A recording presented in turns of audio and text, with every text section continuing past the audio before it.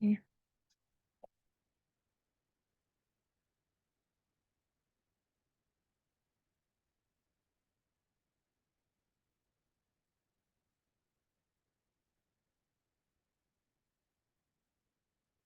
Baik, Assalamualaikum warahmatullahi wabarakatuh. Waalaikumsalam Waalaikumsalam warahmatullahi warahmatullahi wabarakatuh. wabarakatuh. Waalaikumsalam warahmatullahi wabarakatuh. Terima kasih. Selamat siang semuanya bagi kita. Salam sejahtera dan semoga dalam keadaan sehat walafiat ya. Gimana kabar hari ini? Alhamdulillah Baik, baik. Alhamdulillah. Baik ya. Apa Alhamdulillah, kegiatan yang sudah dilakukan pada hari ini? Coba si Rida, Muhammad Rida. kuliah, Bu. Kuliah apa tadi? Praktikum, Bu. Oh, berarti mengasihkan dong praktikumnya ya. Ya, harapannya Ya, tetap Bu. semangat dan fit ya menjalani perkuliahan di siang hari ini ya. Nah, hari ini kan kita akan membahas tentang farmakoterapi gagal ginjal akut atau nama lainnya itu akut kidney injury ya, yang dibawakan oleh saya sendiri, pengampu mata kuliah, apoteker Salma Handayani Lubis, S-Farm MSI ya, yang di bidang farmakologi dan farmasi klinis. Nah, materi pembelajaran pada hari ini adalah yang pertama itu pengertian gagal ginjal akut, kemudian kriteria diagnosis gagal ginjal akut, lalu penyebab gagal ginjal akut, lalu ada faktor resiko gagal ginjal akut, dan tata laksana pengobatan gagal ginjal akut. Nah, capaian pembelajarannya adalah yang pertama, mahasiswa mampu menjelaskan dan memahami farmakoterapi gagal ginjal akut. Kemudian mahasiswa mampu menjelaskan penyebab terjadinya gagal ginjal akut, lalu mahasiswa mampu dan mengetahui tata laksana pengobatan gagal ginjal akut. Nah, sebagaimana kita ketahui ya, bahwasanya akut kidney injury adalah suatu kondisi penurunan fungsi ginjal yang terjadi secara akut. Nah, kemudian penurunan fungsi ginjal ini dapat disebabkan oleh adanya penyakit lain yang menyebabkan hipoperfusi ginjal, seperti sepsis, shock hipovolemik, stenosis, arteri renalis, atau diseksi aorta ya. Nah, sepsis itu biasanya disebabkan oleh infeksi ya. Nah, penyakit yang disebabkan penurunan kardiak output, contohnya shock kardiogenik, emboli paru, kemudian sindrom koroner akut juga menyebabkan akut kidney injury. eh Sebelum kita jauh melangkah tentang gagal ginjal ini, ada baiknya kita memahami eh, apa itu ginjal ya. Sebenarnya fungsi ginjal itu harus berperan dan harus diketahui ya. Nah, coba kepada kalian semua ya, apa saja yang kalian ketahui dari fungsi ginjal? Silakan, siapa yang mau raise hand? Fungsi ginjal apa saja? Karena kan kita sehari-hari makan dan minum. Nah, ada organ tubuh yang namanya ginjal. Apa saja perannya itu di tubuh kita? Coba Muhammad Saukani.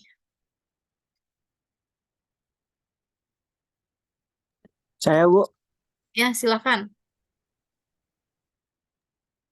boleh diulangin, Bu, pertanyaannya? Apa peran dan fungsi ginjal di tubuh kita? 1 menit aja, ayo. Secara umum dan ringkas.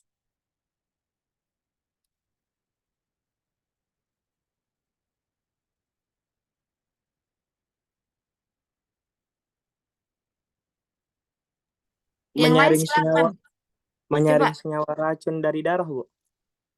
menyaring senyawa. Gimana tadi? Menyaring senyawa racun dari darah. Menyaring senyawa racun dari darah. Ada yang bisa menyempurnakan? Ya, silakan.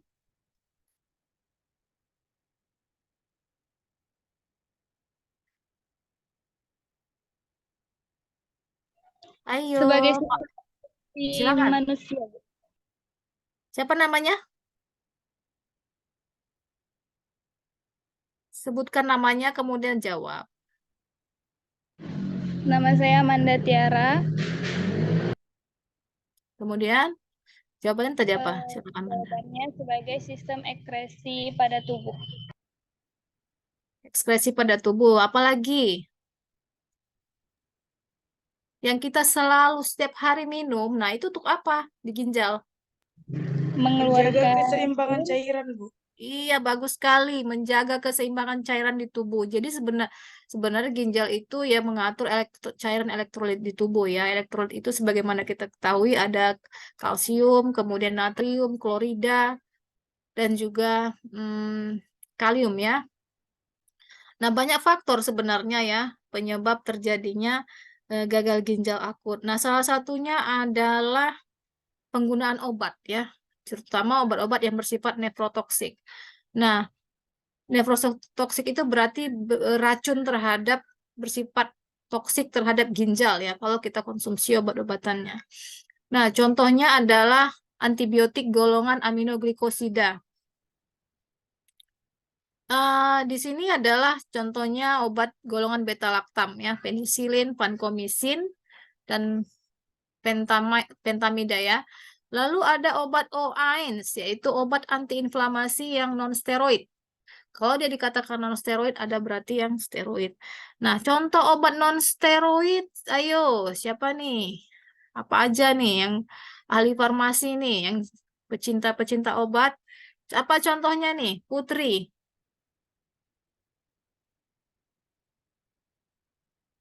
Putri Nazari, Ya, Bu. yang pernah kamu konsumsi obat antiinflamasi apa nih? Contohnya apa? Ibuprofen, Bu. Oke, bagus sekali. Itulah adalah yang non-steroid. Siapa lagi nih yang bisa bantu jawab nih? Obat antiinflamasi non-steroid. Izin, Bu. Ya, silakan. Meloxicam, Bu. Oke, bagus. Moleksikam. Ayo, siapa lagi nih?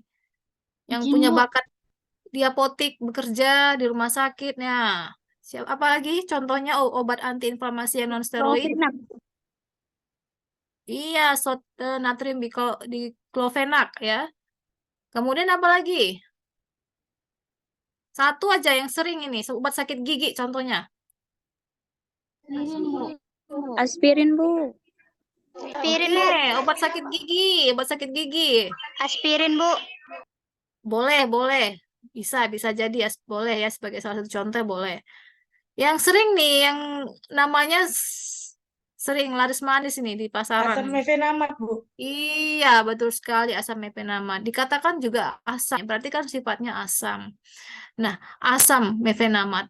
Nah, kemudian mekanisme kerjanya bagaimana sehingga dia dapat menimbulkan akut kidney injury. Kenapa asam mefenamat ini?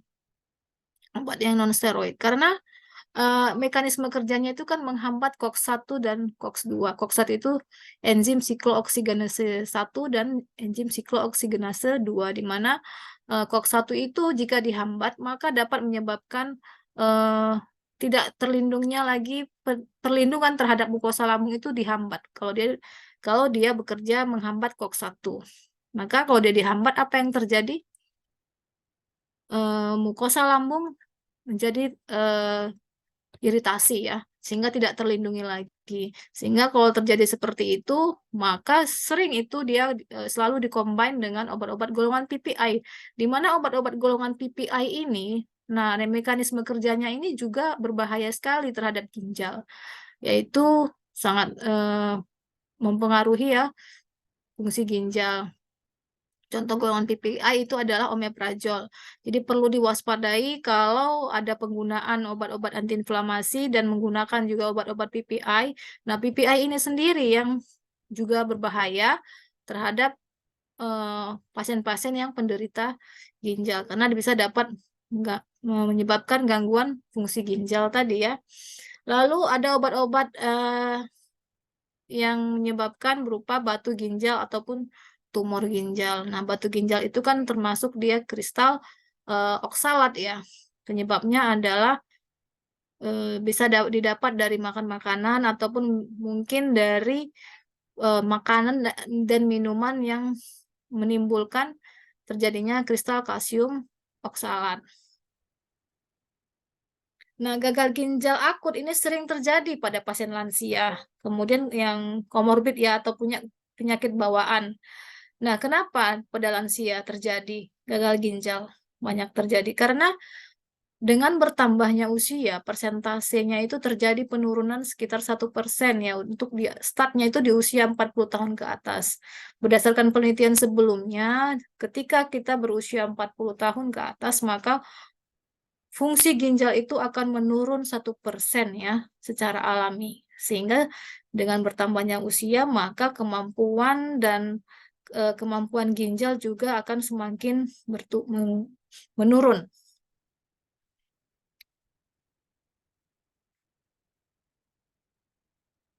Nah, pengertian gagal ginjal akutnya. Gagal ginjal akut di sini adalah episode gagal ginjal atau kerusakan ginjal yang terjadi secara mendadak. Nah, dapat terjadi dalam beberapa jam atau beberapa hari. Nah, gagal ginjal akut menyebabkan penumpukan produk limbah atau sisa metabolisme tubuh di dalam darah manusia, serta mempengaruhi fungsi ginjal dalam menjaga keseimbangan cairan yang tepat di dalam tubuh.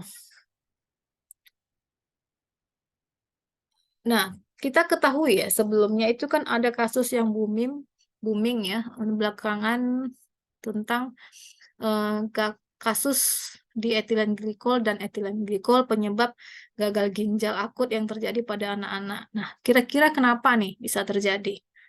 Yang masalah kasus sirup paracetamol. Masih ada yang ingat nggak kemarin itu tentang kasusnya? Di sini siapa yang bersalah? Maksudnya yang penyebab terjadinya. Pak Turaihan ada yang ingat masih? Masalah kasus sirup paracetamol? Masih ingat kamu kasusnya? Maaf Bu, sepertinya saya lupa Bu. Udah lupa ya, karena memang udah hampir setahun lalu lebih ya.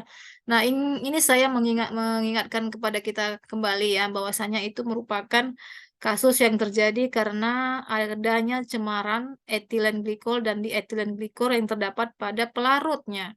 Nah, sebagaimana kita ketahui, pelarut sirup itu sering ya digunakan berbahan PEG ya, polyethylene glycol ya. Nah, di mana ketika dia bercampur ya dengan misalnya dia eh, dibenarkan yang ada batasan yang dibenarkan oleh Balai POM terhadap cemaran tadi. Nah, cemaran itu kan merupakan reaksi samping yang terjadi ya akibat dari eh, misalnya perubahan suhu, penyimpanan obat ya. Karena kan kemasannya berbahan polimer. Nah, sehingga apa yang terjadi? Pelarut tersebut dapat menimbulkan cemaran etilen glikol dan dietilen glikol ketika mungkin disimpan pada suhu yang tidak sesuai ya, misalnya di atas 30 derajat. Kemudian ya jika dikonsumsi dapat menyebabkan kerusakan pada glomerulus pada fungsi ginjal. Jadi akut kidney injury itu sangat berpengaruh terhadap otak, kemudian jantung, lalu paru-paru. Nah, akut kidney injury ini sering terjadi pada pasien yang dirawat di rumah sakit, pasien dengan penyakit yang berat, dan dirawat di unit perawatan intensif. Nah, akut kidney injury biasanya terjadi karena komplikasi dari penyakit berat lainnya. Nah, kemudian jenis kerusakan ginjal ini biasanya terjadi pada populasi lansia dan orang dengan penyakit penyerta seperti komorbid. Nah, biasanya penyakit penyerta yang sering menghantui penyakit ginjal ini adalah penyakit-penyakit yang komorbid itu ada penyakit diabetesnya, ada penyakit hipertensi, kemudian penyakit memang penyakit paru ya, terutama penyakit-penyakit kronis lah. Kenapa? Karena kebanyakan pada umumnya ketika diterapi dengan misalnya obat-obat metformin untuk kasus-kasus DM ini, maka dengan penggunaan dalam jangka panjang dapat menyebabkan kerusakan pada fungsi ginjalnya.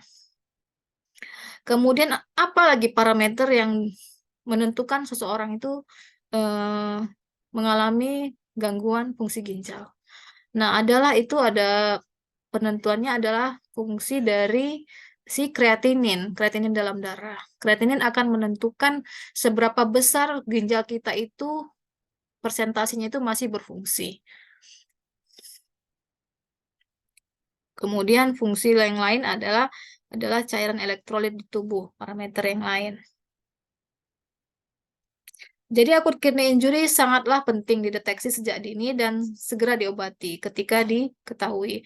Karena sisa metabolisme akan menumpuk di dalam tubuh, sehingga mempengaruhi kemampuan organ lain untuk bekerja. Jadi kalau kita ketahui ya, ginjal ini kan organ yang bekerja pada tahap akhir setelah misalnya organ hati, maka akan diteruskan ke ginjal. Tetapi kalau ginjalnya ini sudah penuh ya, sisa-sisa metabolisme tubuh tidak mampu lagi menguraikan, apa yang terjadi? Maka dapat menyebabkan kerusakan pada organ-organ yang lain. Jadi intinya seberapa besar persentasi dari kerusakan ginjal, maka akan mempengaruhi beban kerja yang lain, contohnya kerja jantung, kerja hati, terutama hati ya. Kemudian kerja hati di situ kan ada pankreas ya berdekatan. Nah, pankreas itu kan sebagaimana tempat memproduksi insulin, maka insulinnya tidak dapat bekerja, kemudian sehingga apa yang terjadi? Kerusakan pada fungsi daripada ginjal ya.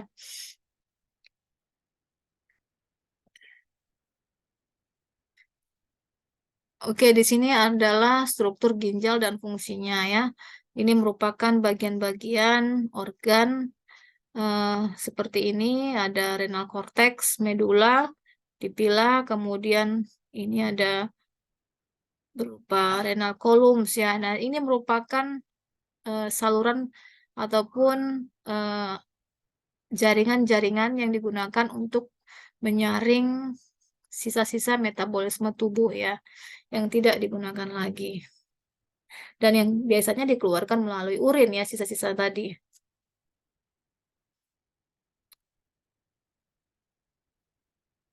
Nah, ini ada saluran ureter. Jadi berbeda ya kalau dia terjadi gangguan infeksi pada saluran kemih itu, memang kan dia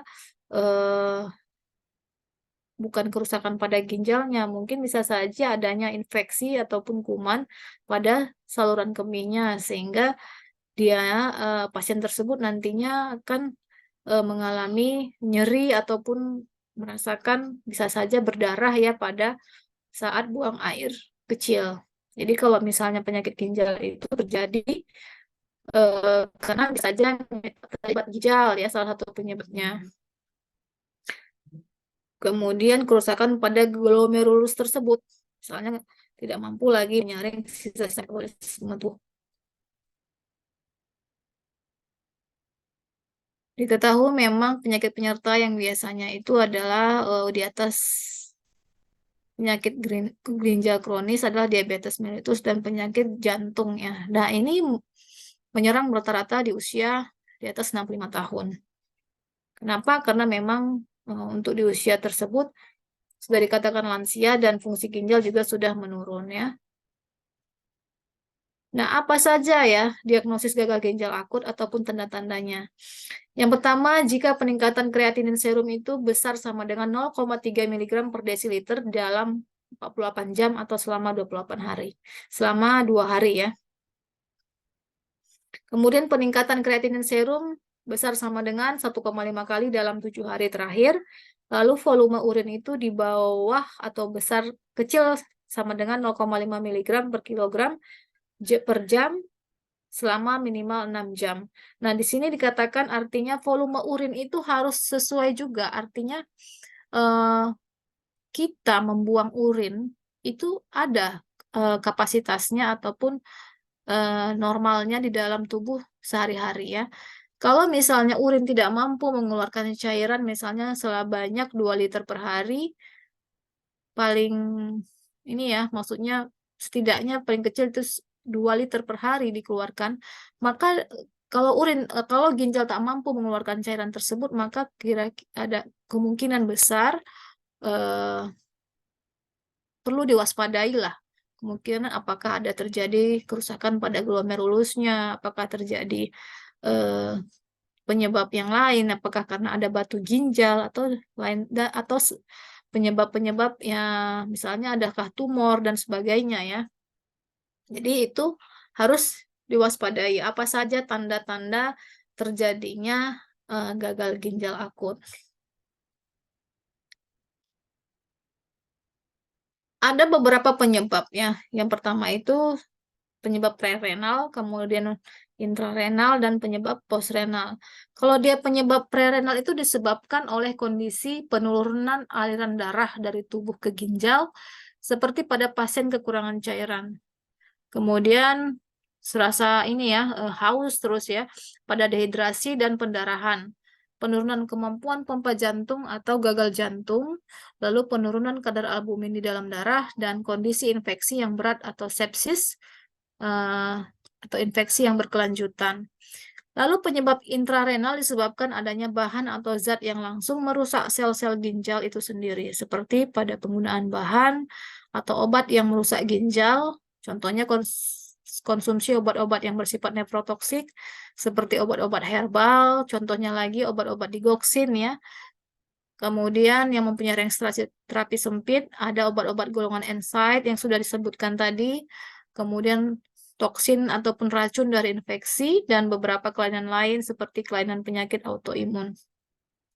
Nah, penyebab postrenal adalah adanya sumbatan aliran urin dari ginjal keluar tubuh, biasanya pada kejadian perpindahannya batu ginjal ke saluran di bawahnya, yaitu bagian ureter yang menyempit ya. Nah, ini dia ada golongan pasien yang mudah terjadi gagal ginjal akut. Yang pertama itu sudah tua dia ya, karena apa tadi kan dengan bertambahnya usia maka fungsi ginjal menurun 1% ya. Kemudian wanita, kenapa ya wanita? Aduh, siapa nih? Wanita kenapa ya menjadi faktor penyumbang penyakit gagal ginjal akut? Kenapa nih? Ada apa dengan wanita? Ada yang bisa menanggapi? Silakan. Wanita, wahai para wanita, di mana suaranya ini?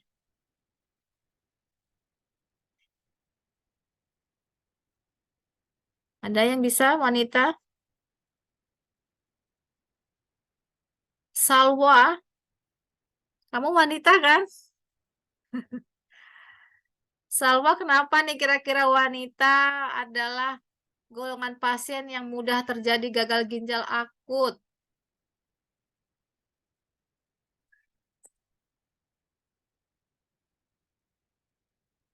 Oke, saya arahkan. Kamu punya orang tua? Ibu? Punya, Bu. Nah, kira-kira kenapa nih? Kenapa pada wanita? Ada yang Karena bisa wanita mengkaitkan? hamil. Oke, ya wanita hamil. Kenapa rupanya dengan wanita hamil? Kalau terjadi wanita hamil, apa resiko yang terjadi? Nah, pada wanita hamil itu ya, itu hormon ya, terutama hormon sangat berperan sekali, terutama dengan penambahan berat badan bisa terjadi dengan perubahan hormon insulinnya ya. Nah, akan bekerja lebih maksimal. Kemudian apalagi pada ginjal yang berpengaruh pada ginjal?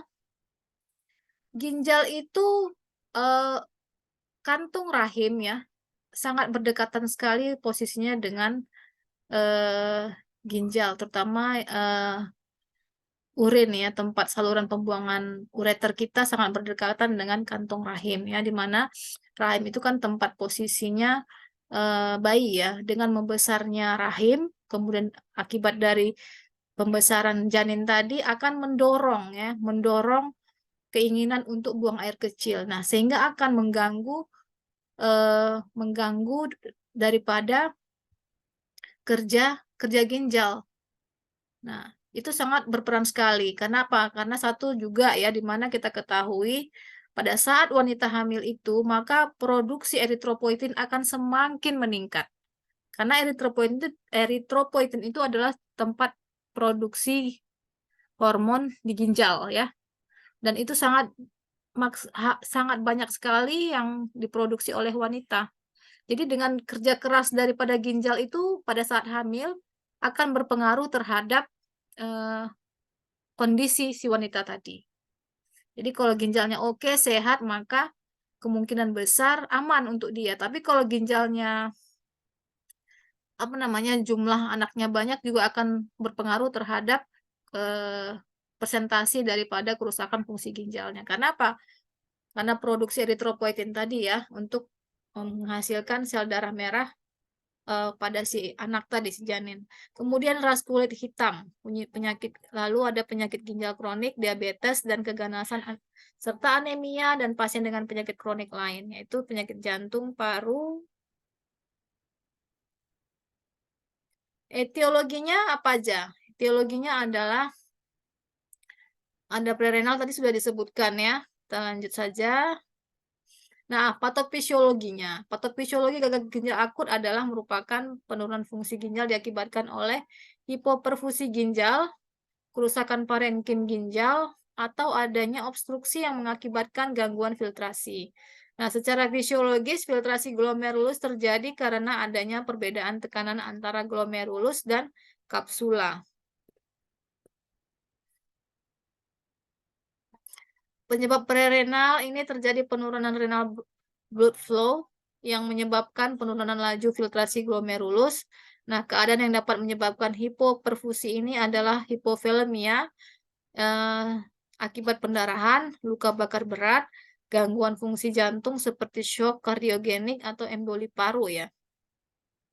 Vasodilatasi sistemik akibat shock sepsis, anafilaksis, dan sindrom hepatorenal, serta peningkatan resistensi vaskular juga dapat menyebabkan akut kidney injury yang prerenal. Ini sudah disebutkan juga tadi mengenai renal.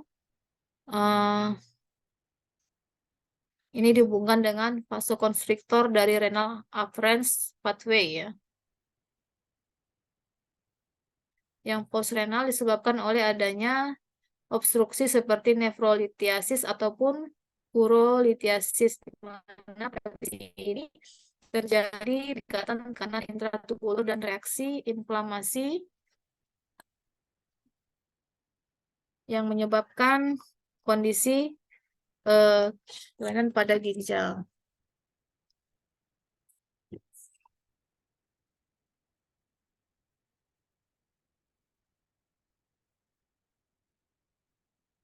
Mari saya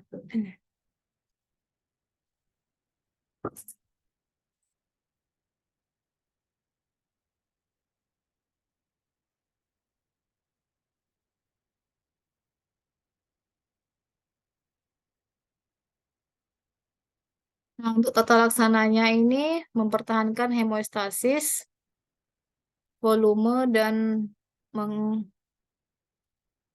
mengoreksi abnormalitas biokimia yang dapat meliputi koreksi cairan baik hipovolemia maupun overload cairan.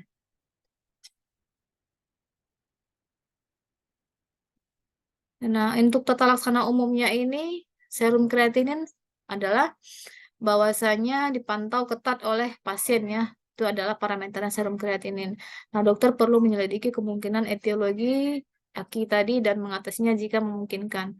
Nah, pemberian obat-obatan nefrotoksik seperti agen kontras, antibiotik yang berpotensi nefrotoksik, kemudian obat-obat kemoterapi, obat antiinflamasi harus dihindari atau digunakan dengan sangat hati-hati. Nah, ketika ketemu misalnya obat-obat pasien-pasien kemoterapi kemudian sudah mengalami penurunan fungsi ginjal, contohnya sudah usia lanjut, maka biasanya ada dua cara ya yang digunakan untuk mengantisipasinya terjadi kerusakan tadi ya adalah yang pertama dengan cara menurunkan dosis menjadi setengahnya.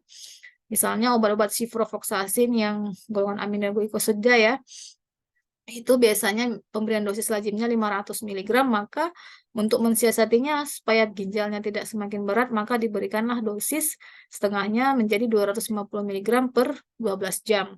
Atau dengan cara alternatif kedua, memberikan interval waktu lebih panjang. Contohnya kalau dia diberikan per 12 jam, maka diberikan dia per 24 jam.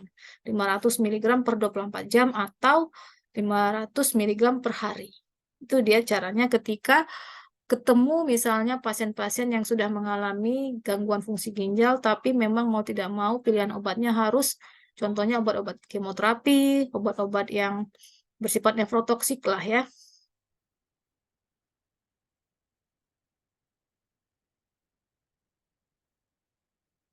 Ini untuk koreksi cairan juga ya, kalau semisalnya terjadi dia disebabkan karena hipovolemia akibat sepsis, luka bakar, dehidrasi, dan pendarahan, maka resusitasi cairan diperlukan untuk mengganti cairan yang hilang. Nah, jika terjadi pendarahan, maka transfusi darah juga dapat dilakukan. Nah, pada kondisi overload cairan, furosemid intravena dosis tinggi dapat diberikan jika ginjal masih responsif. Nah, jika tidak ada hipervolemia, furosemid tidak bermanfaat mengkoreksi oliguria pada akut kidney injury. Nah, guideline-nya tidak merekomendasikan pemberian furosemid untuk semua kasus AKI dan hanya mempertimbangkan furosemid untuk mengatasi hipervolemia pada pasien anak-anak dan dewasa muda yang menunggu terapi pengganti ginjal atau pada kondisi perbaikan fungsi ginjal pada pasien anak-anak dan dewasa muda yang tidak sedang menunggu terapi pengganti ginjal. Nah, respon terhadap furosemid mengindikasikan prognosis yang baik.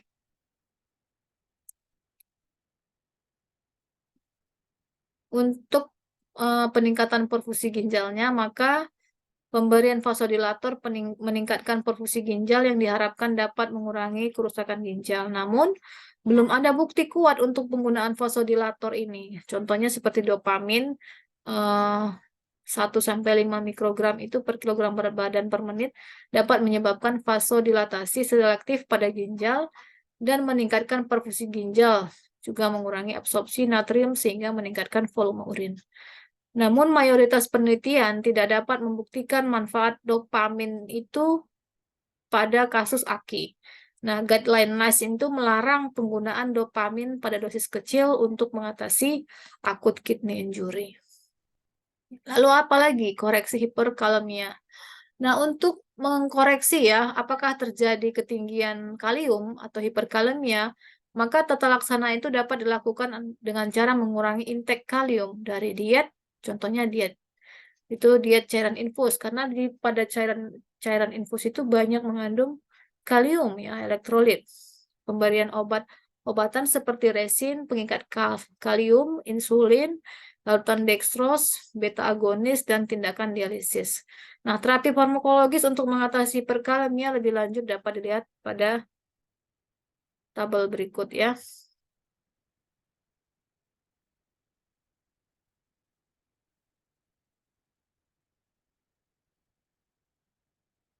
Oke. Ini dia tadi ya, terapi farmakologis pada hiperkalemia. Kalau untuk tujuan terapinya itu stabilitas membran jantung, maka obat-obatan yang diberikan adalah kalsium glukonat atau kalsium klorida dengan dosis 1 gram intravena dalam beberapa menit, lalu diulangi jika perlu. Ini diberikan ketika ada perubahan hasil dari EKG. Kemudian mengubah shift ion kalium intraseluler dengan pemberian obat insulin reguler, agonis beta adrenergik, dan obat-obat natrium bikarbonat. Nah, dosisnya ini disesuaikan ya, seperti yang tertera. Nah, untuk yang insulin reguler itu umumnya diberikan bersamaan dengan glukosa ya. Itu sekitar 25-50 gram secara intravena. Nah, ini agonis beta adrenergik ya. Ini dosisnya contohnya untuk nebulasi salbutamol 5-20 mg. Nah, ini juga hati-hati untuk kasus-kasus yang mengalami takikardi. Nah, untuk pemberian natrium bikarbonat sekitar 50 mg ya, atau elektrolit pekat termasuk ya. Maka kontroversi jika diberikan pada kondisi selain asidosis metabolik berat. Nah, meningkatkan ekskresi kalium. Nah, berarti meningkatkan pengeluaran ion kalium, yaitu dengan pemberian diuretik kuat, yaitu furosemid. Dosisnya 40-60 mg intravena. Nah, efektif jika pasien responsif terhadap diuretik, maka berikan bersamaan dengan infus salin isotonik jika pasien euvolemik atau hipovolemik. Nah, sekarang gini pertanyaannya ya. Ini untuk kasus furosemid terjadi udem, contohnya pembengkakan ya. Nah, kalau misal nih ada seorang pasien dalam kondisi hamil usia 3 bulan. Nah, apakah boleh diberikan untuk mengurangi cairan di tubuhnya itu dengan pemberian furosemid?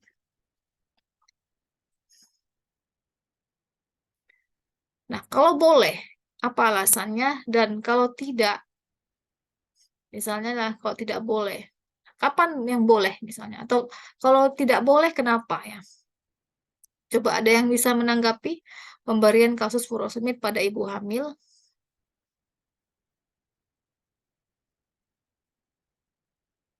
di usia 3 bulan? Ayo. Siapa yang bisa menanggapi?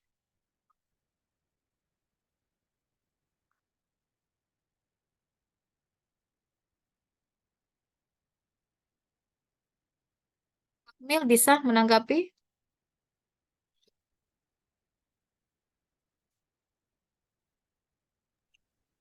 Mohon maaf Bu, izin Bu, masih belum bisa Bu. Oh, belum bisa ya. Ya Bu. Ayo, ada yang lain? Ada yang bisa menanggapi kasus pemberian furosemid pada ibu hamil? Apakah boleh diberikan?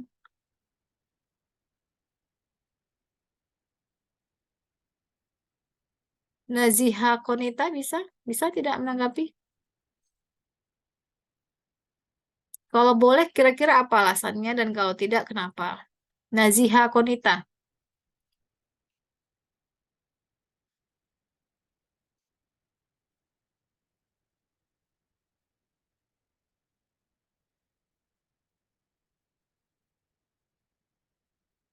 Bisa Naziha? Ibu hamil minum obat Furosemid. Gimana?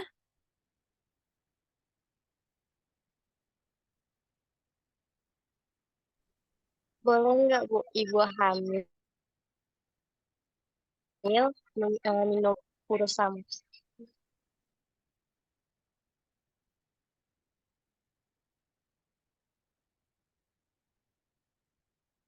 Saya nggak bisa dapat nih apa yang disampaikannya. Coba ada yang bisa membantu?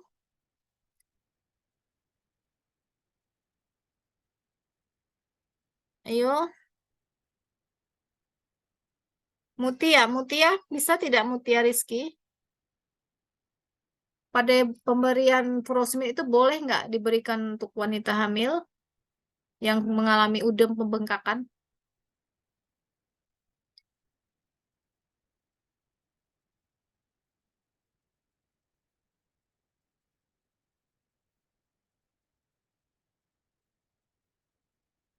Devi, coba Dev.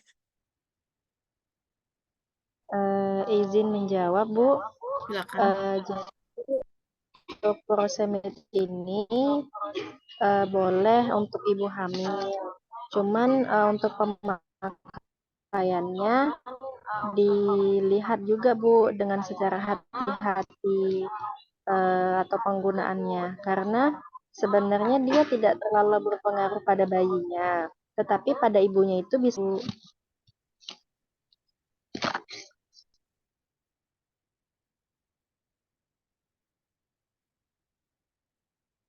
Gimana tadi pada ibunya kenapa? Ini lagi terputus nih. Coba ini dimute-kan tadi suaranya. Coba speakernya diaktifkan kembali, Devi. Izin menjawab Bu. Silakan. Jadi furosemid itu boleh Bu untuk ibu hamil. Nah, tapi penggunaannya itu harus secara hati-hati. Dikarenakan begini Bu, sebenarnya dia tidak terlalu berpengaruh pada bayinya, tetapi pada ibunya itu dapat menurunkan produksi air susu pada ibunya Bu. Itu ya. Kontraindikasinya seperti itu ya. Tapi kalau dia misalnya, kalau pada ibu hamil ini kan dia belum memproduksi prolaktin kan, belum memproduksi susu, air susu. apakah boleh misalnya diberikan pada usia 3 bulan kehamilan?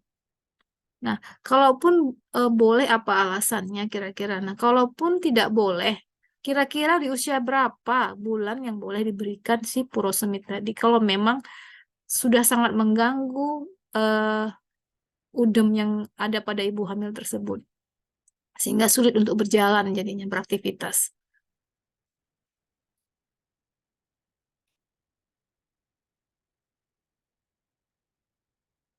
Bisa, Devi?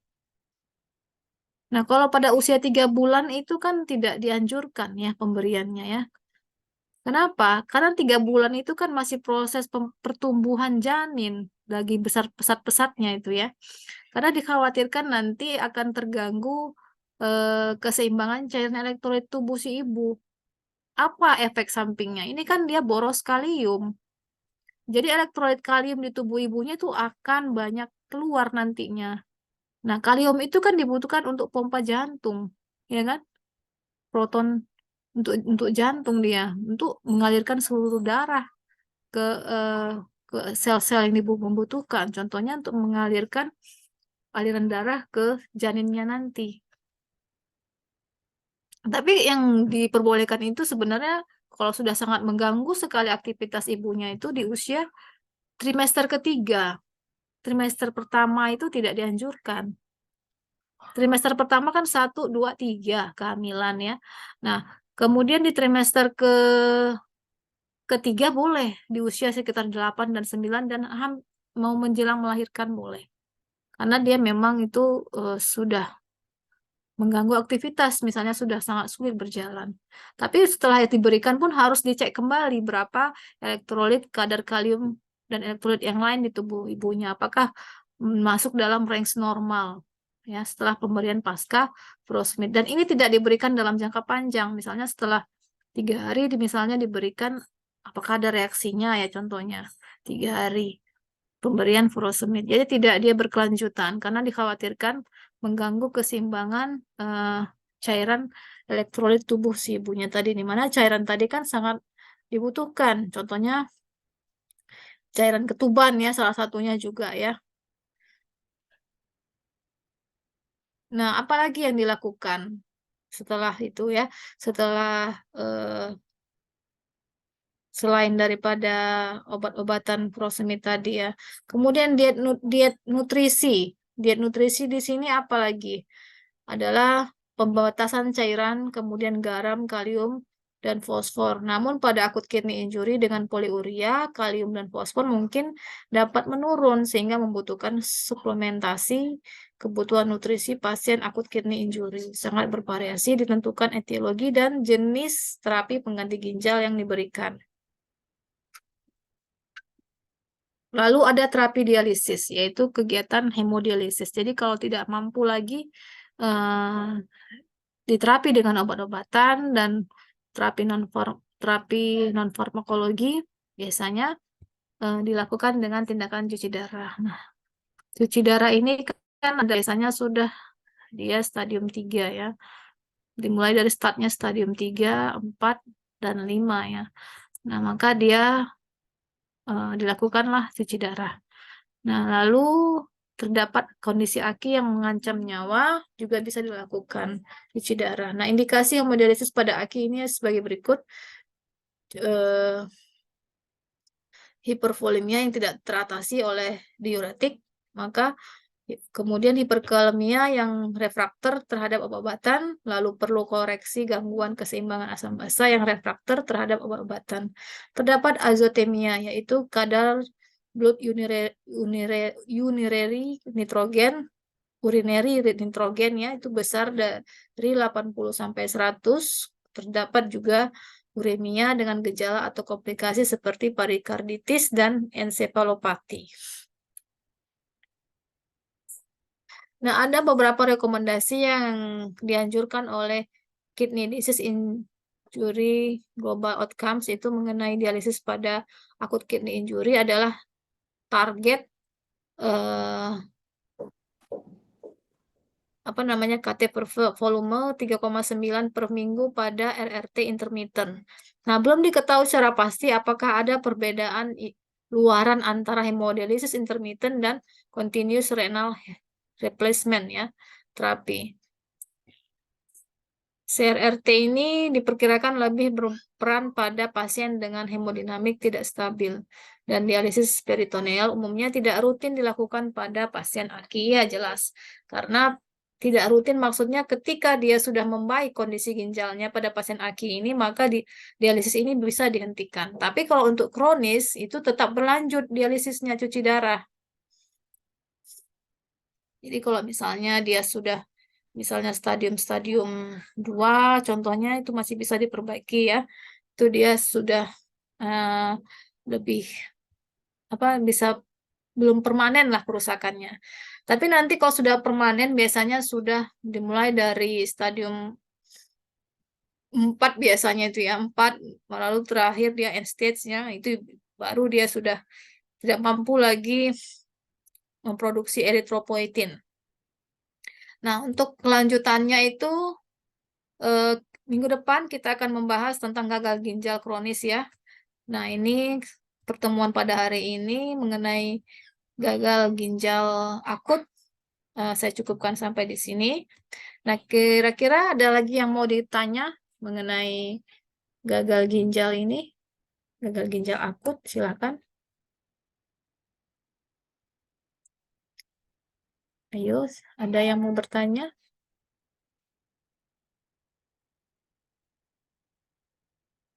Baik, kalau tidak ada lagi, saya yang bertanya, ya. Kira-kira nih ya, apa saja sih penyebab daripada gagal ginjal akut ini? Fadia, coba Fadia Arfa. Apa aja penyebabnya?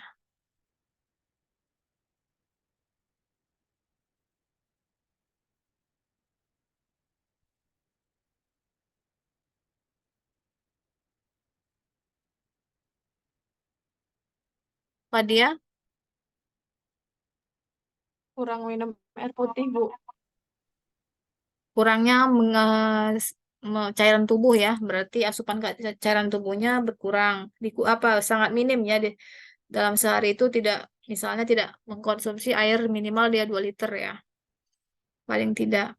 Nah, itu juga berpengaruh, karena di mana air ini salah satu fungsinya eh, satu pelarut ya, pelarut makanan ya yang kita makan, kemudian untuk memaksimalkan kerja daripada ginjal, karena ginjal itu harus bekerja dengan air. Nah, kalau tidak ada air yang bekerja di tubuh atau tidak kurang kita konsumsi, maka air yang dari darah itu yang tertarik oleh dia. Karena komposisi darah itu kan sebagian mengandung air. Jadi air dari di tubuh kita sendiri yang ditariknya. Jadi kalau dia sudah ketarik misalnya, maka apa? Nyeri pada pinggang yang terjadi. Karena pinggang itu berdekatan dengan sisi ginjal. Jadi itu dia sangat berperan sekali air ya. Jadi kebutuhan air itu harus tercukupi dalam sehari minimal dia 2 liter. Oke? Baik, kalau tidak ada lagi, mohon maaf bila ada penyampaian kata yang salah. Akhirul kalam saya ucapkan wabillahi taufik walhidayah. Wassalamualaikum warahmatullahi wabarakatuh. Waalaikumsalam warahmatullahi wabarakatuh. Waalaikumsalam warahmatullahi wabarakatuh. Terima kasih, Bu. Ya, sama-sama. Saya Jen Levi ya. Ya, Bu. Bu.